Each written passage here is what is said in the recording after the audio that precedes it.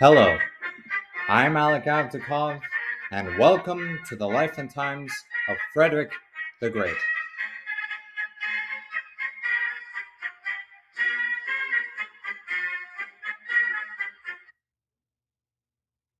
Welcome to another wonderful chance for you all to learn about Frederick the Great. I did not think this would last a year, and I'm amazed by all the great people I have met throughout this journey. I have also created a Twitter for this podcast if you all are interested. I keep posting on my Instagram, and I'm starting to do posts about my past episodes and giving them recaps. I challenge you to donate through listener support, and if you do so by the end of July, I will donate all of it to help aid Ukrainians caught up in this horrible struggle. So please consider donating. Also, please give me honest reviews and feedback. I'd love to hear from you all. And one more thing, shout out to Norwegian listeners. According to Apple Podcast rankings, I am in the top 100 of your country for history podcasts. So, thank you, Norway. Now, let us continue on with our great story to discuss the final breaths of King Frederick Wilhelm I.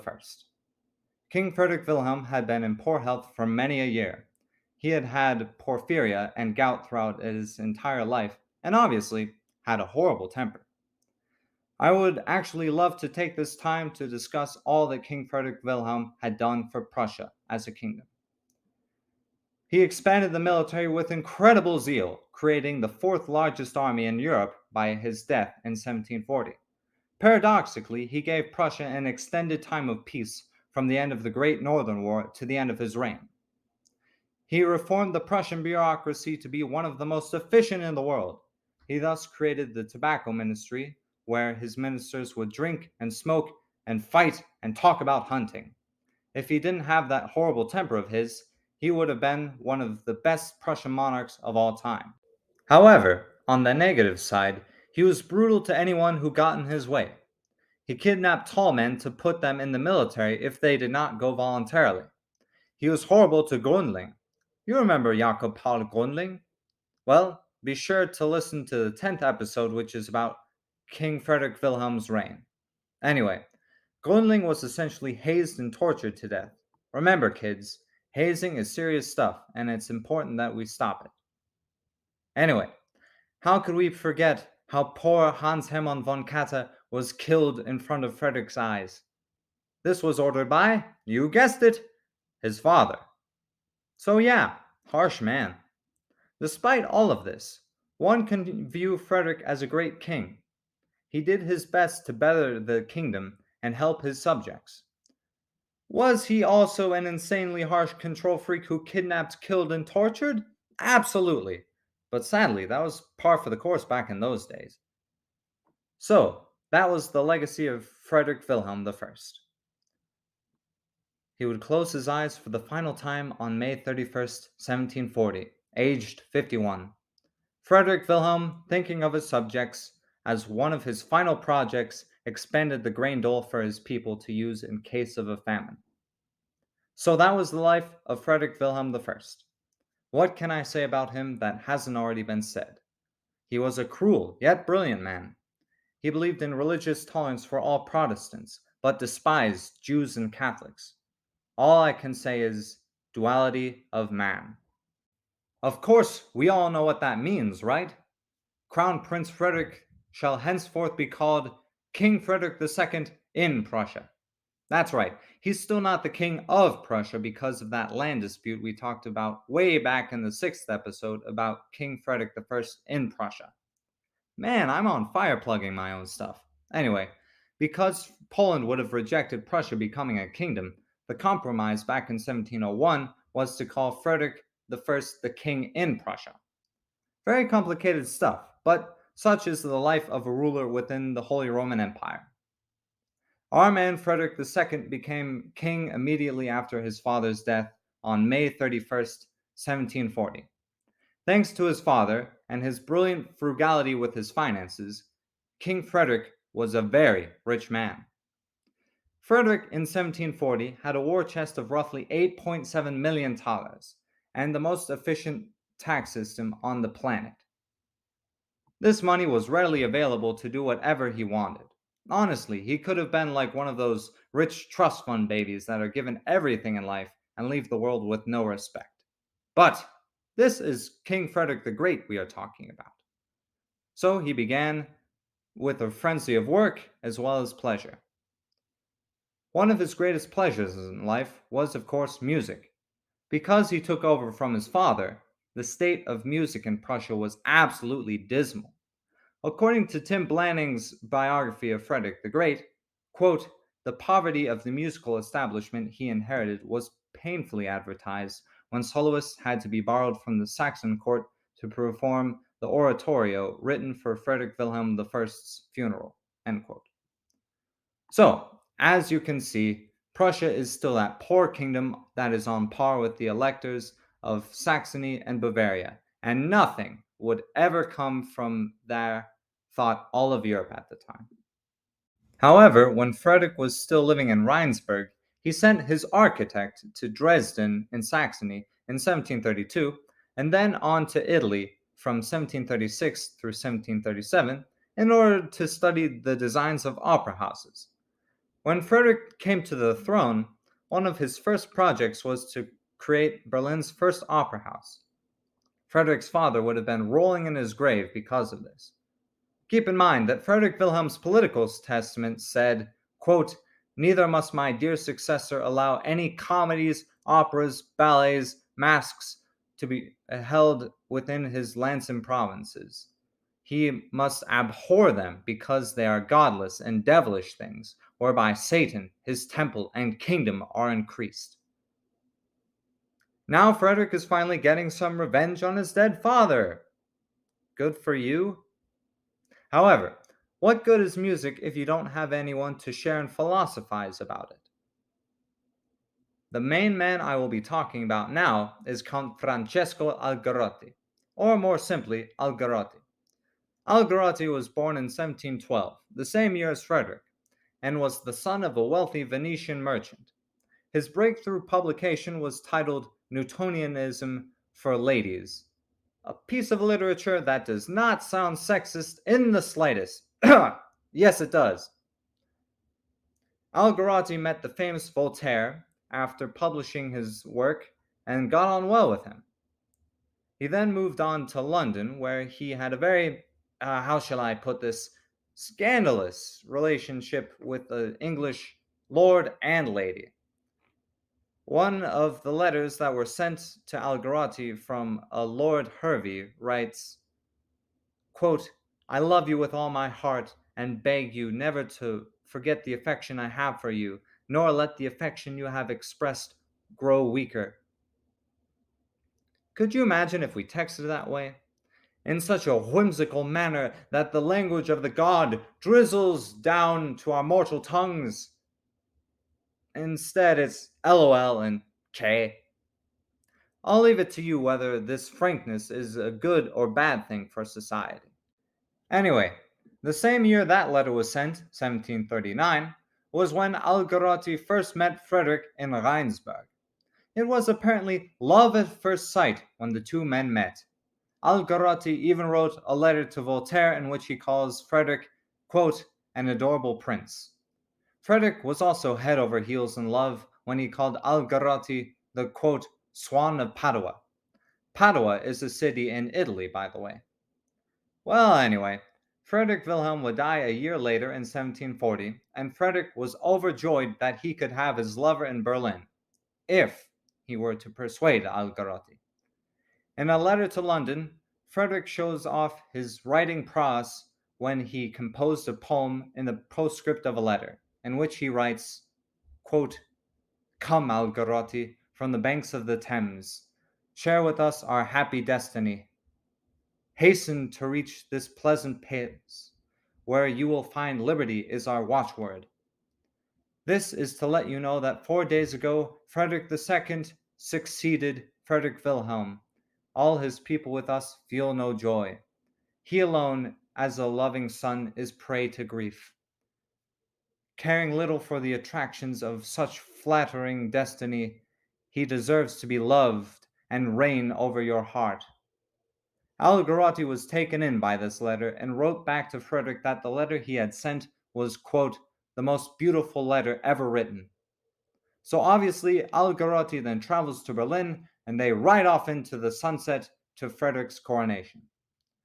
Remember, Frederick's grandfather, also named Frederick, had a coronation that cost the kingdom $6 million and needed 30,000 horses and 1,800 carriages to transport the royal procession to the city of Königsberg. While Frederick II only needed 3 carriages and made the whole coronation thing very low key. Algarotti rode in the same carriage with Frederick. Frederick's wife, the one who Frederick vowed to have and to hold, was nowhere to be seen. After his father died, Frederick treated his wife with utter disdain and acted as if Elizabeth Christina did not exist.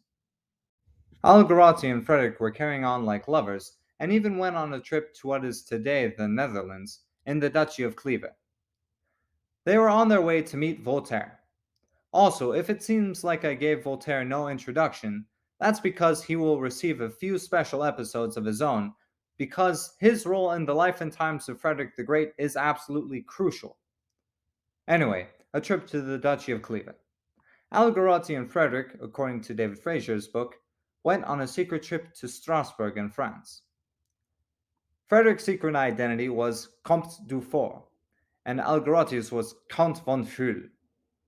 There was apparently an incident where a man asked where Algarotti was from, and Frederick said abruptly that he was an, quote, Italian from Italy.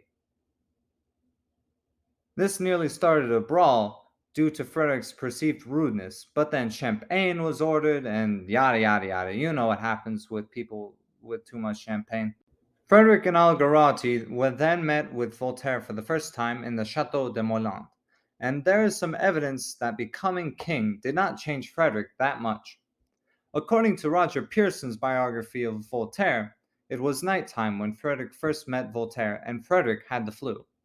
Voltaire wrote about this experience when he says, quote, in a small room lit by a single candle, I saw a modest-sized bed some 2.5 feet wide, and on it a little man wrapped in a thick blue dressing gown. It was the king, sweating and shivering beneath a scruffy blanket and running a very high temperature. The king would then rise to meet Voltaire despite his sickness. Truly, Frederick was the neo-Stoic that he wrote about in the Anti-Machiavel.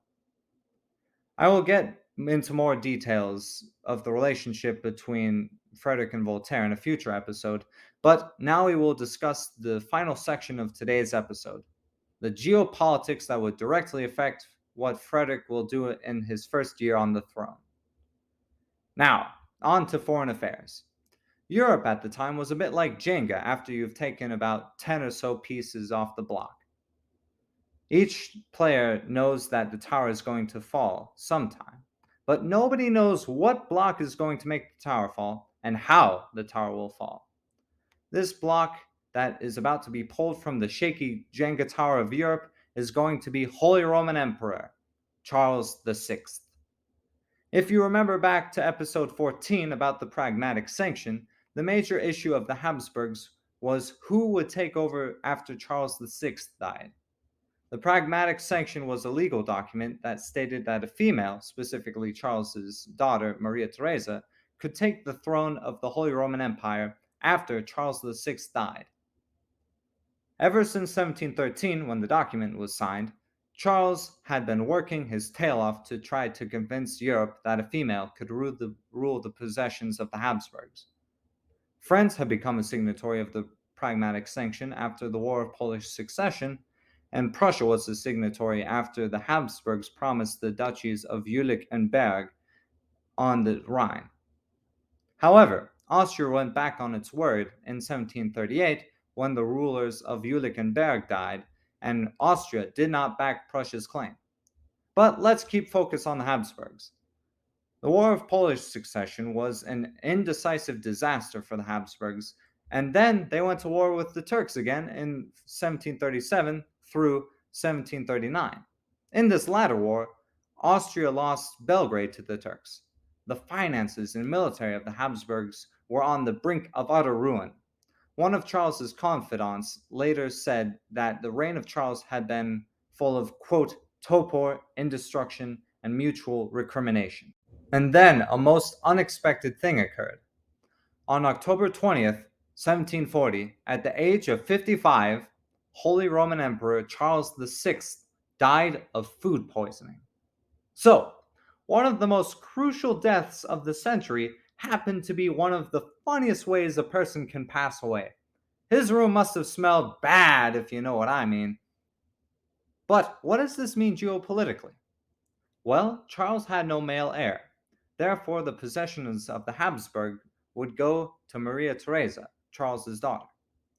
However, remember back to the very first episode when I said that the title of the Holy Roman Emperor was elected. Well, this means that Maria Theresa would not automatically take the throne. There would be an election for who would be the Holy Roman Emperor. Frederick, now Frederick II, on November 5th, 1740, wrote to his chief diplomat in Vienna, the capital of Austria, a scathing expose 10 days after he heard about the rise of Maria Theresa to the throne. Frederick wrote, quote, "The emperor is dead. The Holy Roman Empire and the House of Austria are leaderless. The monarchy's finances are exhausted. The army is ruined, and the provinces are drained by war, plague, famine, and the terrible burden of taxation they have to bear up to the present." In short, Frederick, as the shark, could smell blood in the water. He knew there were also competing demands on Austria from France, Bavaria, Saxony, which also ruled over Poland, Spain, and Sardinia.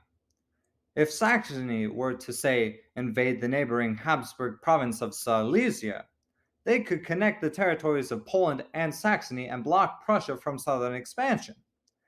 Austria had two allies, which were Britain, which was currently distracted by a war with Spain, and Russia, which was being threatened by Sweden and the Turks. This war between Britain and Spain was the infamous War of Jenkins' Ear. I'll do a poll on my Instagram to see if I will do a special episode about it. Anyway, Austria seemed not to have a chance to succeed in a war, in Frederick's mind, if it were to come to that. The state of Austria's alliances, finances, and military were all ruinous. I heard an analogy where the Habsburg Empire is compared to a castle where there is the largest treasure in the world full of jewels, diamonds, and gold. However, the castle is guarded by 10 guards and the castle gate doors are wide open. So, the gears in Frederick's mind began turning, which is a dangerous pastime according to Beauty and the Beast. Frederick began to plan something that would change the course of European history for the next half a century. What will happen next? With that, I believe I shall have to leave you there. The eyes of Europe are looking at the young philosopher King Frederick to see what will be his next move. Find out next week what move Frederick will make.